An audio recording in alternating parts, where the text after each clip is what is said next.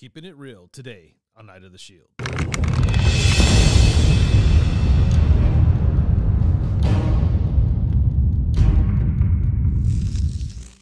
Welcome back, everybody, to another episode of Night of the Shield. My name is Jason Smith, a.k.a. The Knight. And today I just want to come on here and just talk a little bit about the Las Vegas Raiders, kind of where we're at, what I've seen. I've been gone. I haven't been around all season. I mean, it's the typical MO for me, right? I did tell you guys 8 months ago that I was planning on creating a podcast-style show for the season. I was really waiting for a studio that I wanted to have build to be able to pull that off. It's up. I have to get it insulated and run electrical to it. And so we should be up and going soon. So the content will start flowing a little bit more. But I definitely wanted to jump on. A lot of things happening ever since that Thursday night game against the Rams, and all the finger pointing is happening again. A lot of things are being said, and there's so much I want to get into. I want to save a lot of it for the off season, just because I think it'd be great content for the off season. But right now, the biggest talk that's out there once again is Derek Carr and evaluating him the last 4 games, which is fair. Everybody should know by now that I've been a Carr supporter since day one. I still am, but there is some certain things that have changed in my perspective, and that truly surrounds Josh McDaniels and Dave Ziegler. Okay, and what I mean by that is, to me, it really comes down to really where the direction of this team is truly heading. We need to figure out exactly what our identity is, and if Carr fits it. I mean, the fact that people think that Carr is still not a good quarterback is false. It's funny because on one end of the spectrum, we say Derek Carr is not good enough. He has everybody has bad games, point blank, period, right? But at the same time, we say Josh McDaniels is a bad play caller. Yet Derek Carr finds himself as a top 10 quarterback statistically in the NFL, even through all the craziness and whatever you want to call it this season, which means Josh McDaniels is doing his thing to a certain degree. I'm not a conspiracy theorist. I do not believe that they're out to lose games. I really don't. I think there's definitely a culture shift that needs to take place. We're seeing it unfold. That's some of the things that I definitely want to get into more towards the offseason side of things. But when it comes to Derek Carr in this offense, it really comes down to execution, philosophy, and understanding. It's something that we could try our hardest to pinpoint. We could watch tape all we want. We're not going to see it from Josh McDaniels' point of view. Josh McDaniels' point of view is his point of view. Now, he has a decision to make whether or not to move forward, right? There's a lot of money invested into this offense, and I think that's one of the things that has been said and continues to be said that I do agree with. And I do believe that there's players on this team that are getting paid significant amount of money that would be willing to reconstruct their contract to fit Josh Jacobs. But that I don't think in itself is the answer at this point. I think if there's 2 players right now that need to be evaluated, it would be Waller and Renfrow. Now, if you want my honest opinion, I believe that Hunter Renfrow should be here moving forward. But if I also had to be completely honest, I think Waller's position will carry more impact. The problem that I have with Waller is in the last 2 seasons, he's missed a ton of games, and I don't, whether or not his heart's not in it or he's injury prone or maybe he doesn't want to be a Raider. I don't know. I mean, if he didn't want to be a Raider, why sign the contract, right? But I think there's a decision that should be made there because we've been successful without them, to be quite honest. And honestly, I think at tight end, we've shown that this offense can make a tight end special no matter what. I mean, I know Foster Moreau has had his ups and downs, but he's made some really good plays as well. I think where we've lacked production the most has been in that slot position. And I think Hunter Renfrow automatically upgrades that with his presence alone, let alone his ability to run routes, get open. And we'll have to see where he's at as far as understanding the offense. But if you trade Waller and we find a way, like, it's been a weird season for me as far as being able to research and things like that. I don't know the impact or the repercussions of trading a Darren Waller and how that helps or doesn't help our cap situation as far as responsibility and dead cap money. But I do believe that if you look at the course of what we did to make the playoffs last year and our run even in the things that we've done well this year, Darren Waller wasn't a part of that. So whether or not he has the talent, we don't see it. We haven't seen it in quite some time. So if I was looking at this from a financial perspective and finding a way to free up that money necessary to invest into not only Josh Jacobs, but this defense, I'm starting there, guys. I'm starting there. Now, we'll see what happens these next 4 games. If Darren Waller absolutely explodes, Josh McDaniels has a tough decision to make. So the real question will always be, and it always has been, is the quarterback position.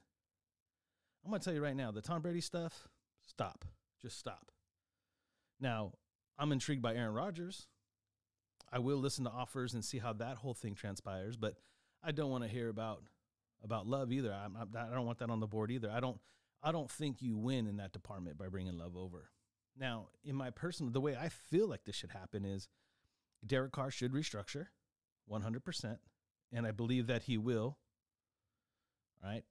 And I also believe that after he restructures, that you do look into the draft a little bit, see what's available, what some of the options are, because I do believe that is the way to go.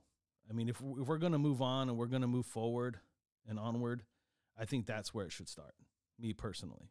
But again, this decision comes down to Josh McDaniels, Dave Ziegler, their financial advisor. You know what I mean? Like, there is so much that needs to be understood that it's not fair to sit there and make it, with 4 games left, to say one way or the other. And I know there's a lot of people that are just fed up and done with Carr, and I'm sure the comment section is going to be full of people with advice and commentary about my opinion and what I think. And it really, the best example, most recent example I can give you is, again, Matthew Stafford. Like, easily said, Derek Carr can move on. Derek Carr necessarily doesn't want to move on, but Derek Carr could go find himself the right situation. It's not so much about, if he doesn't fit the system at this point and Josh doesn't think, Derek should win out too. And maybe Derek gets another opportunity somewhere else, right? And that's always been the scary thing for fans, is your guy taking off and becoming something more. And again, I don't think that's why he's still a Raider, because coaches really don't care. But I think we all have to agree that with all the changes that Derek Carr has been through, because I hear people making the argument, and it's a fair argument. I'll say that. It's a fair argument to say, the one consistent problem that we have is Derek Carr.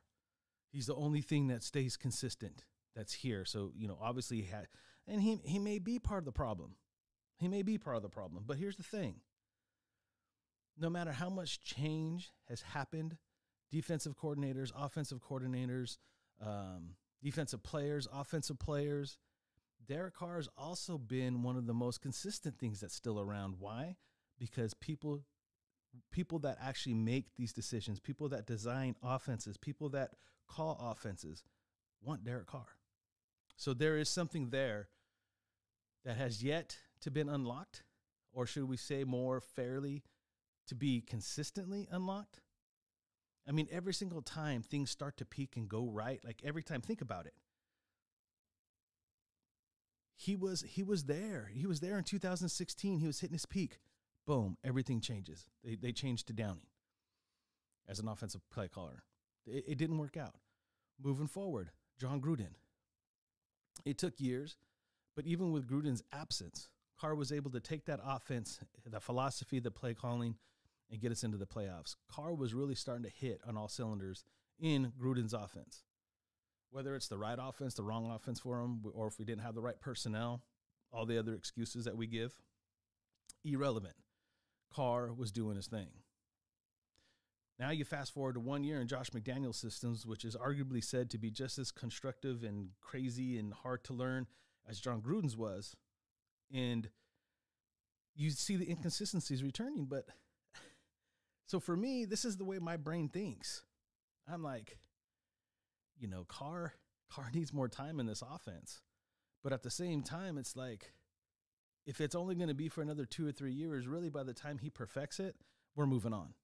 So regardless if we keep Carr, we need to find his replacement. That's the narrative that's out there. It's a narrative I believe in. I mean, he's one offseason away from retirement whenever he wants. He has a career after football. He's already established that with his faith, right? He has a lot of other extra activities that happen in the offseason for him and a whole team of people that continue running it year round. Carr's going to be fine when it comes to life after football. I don't think Carr will necessarily go anywhere else unless the opportunity is like really golden for him, right? And I don't necessarily see that out there on the table right now. But, how does that affect Devontae? And we have to think about that. That's part of the equation. I truly believe that's part of the equation. That's why maybe the Aaron Rodgers thing is where it's at. I don't know.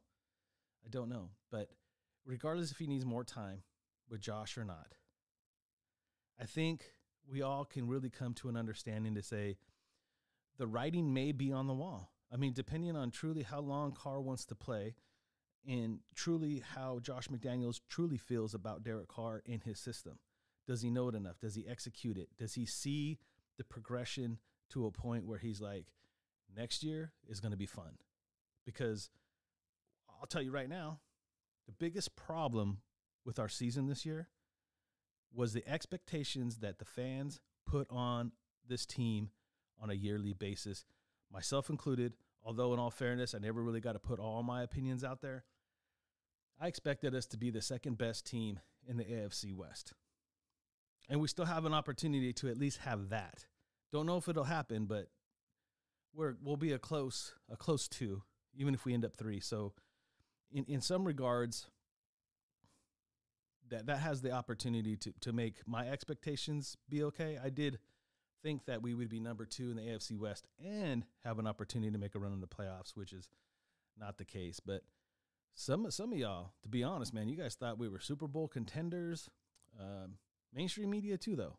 Some, not all. There was a lot of people in mainstream media that were saying that we'd be the worst team, and we almost were. Going out and grabbing Aaron Rodgers or anybody else, right, is not going to necessarily fix this team. It may and it may not. Ask the Broncos and what they're dealing with Russell Wilson, someone who everybody said that we should go and get for Carr, replace Carr with Wilson. And maybe that would have been a good thing, maybe not. Who knows? But if you look at some of the elite quarterbacks that are talked about, I mean, I'm talking minus the Bradys, the Mannings. I mean, in this league right now, even Patrick Mahomes, even Aaron Rodgers, they only got one Super Bowl and a bunch of up and down seasons. Minus the Patrick Mahomes has had the Chiefs running since day one, but that's coaching too, man. What happens when Andy Reid's gone? If his predecessor doesn't stay and is already there and this thing doesn't just keep running the way it has been, that can affect a football team. So, again, man, I feel like I'm already getting all over the place with this stuff. I didn't have anything programmed or scripted out as far as show-based. I just wanted to come off and, I guess, get some stuff off my mind so I could function as a normal human being and just my thoughts have been crazy ever since, that Rams game. And hearing all the rhetoric out there again about what is going to happen, what should happen. Make no mistake about it. There's only one thing that's been said that I honestly believe, but I think it would have been that regardless, and that is these next 4 weeks, Carr is being evaluated. But in all fairness, he's not the only one. There's a lot of players that are going to be strongly evaluated and essentially from day one or week one, if you will, till now, because we got to make some moves. And all excuses set aside, okay? Is Derek Carr in the hot seat? I wouldn't say hot seat. I'd say it's about lukewarm, right? Contract plays a lot in it. His knowledge of the offense now, of where he's at, will give them the best opportunity, unless you go and grab a Jimmy G or a Tom Brady. But come on, man. Jimmy G is not necessarily going to be the answer. Tom Brady is barely hanging on. Like, I don't think that's a smart move, right? And that might just be the Carr fanboy in me. That really might be the case. But one thing's for sure, all that aside, money needs to be invested in this defense. We need to draft heavy defense, because it doesn't matter who our quarterback is or who our running back is, who's on the offensive line, how we upgrade our guards, right tackle. We need a defense. We need a more consistent pass rush up front. We need cornerbacks across the board that can cover in the secondary. We need defensive tackle. That defense is in much greater need and is more of a thorn in the side. And I want to make this last point before I get out of here. Again, no script. I'm just rambling. We're a horrible red zone offense, for sure. And a lot of those field goals could have been touchdowns. And yes, Carr did not need to throw that interception. All that is facts. But here's the thing. We all talk about Derek Carr, his ability to stay calm, cool, collected, do some last-minute drives, get some points on the board. We won a lot of games with Derek Carr being able to pull that off. We cannot give this defense an out just because they played well most of the game. With a Rams team that was in the situation it was in, pinned on the 2-yard line, they should have closed that game out. And we could talk about whether or not we got an extra field goal, or one of those field goals or two of those field goals were touchdowns or not. The defense had the opportunity to close the game, and they didn't. They have to be held accountable for that, period. I don't care what they did the first 3 quarters. I don't. The same way that the offense has to be held accountable for not getting touchdowns instead of field goals, it's an equal judgment, in my opinion. That's what makes us not a good football team. One player, one possession, one side of the equation is not going to make or break whether or not we're a good team.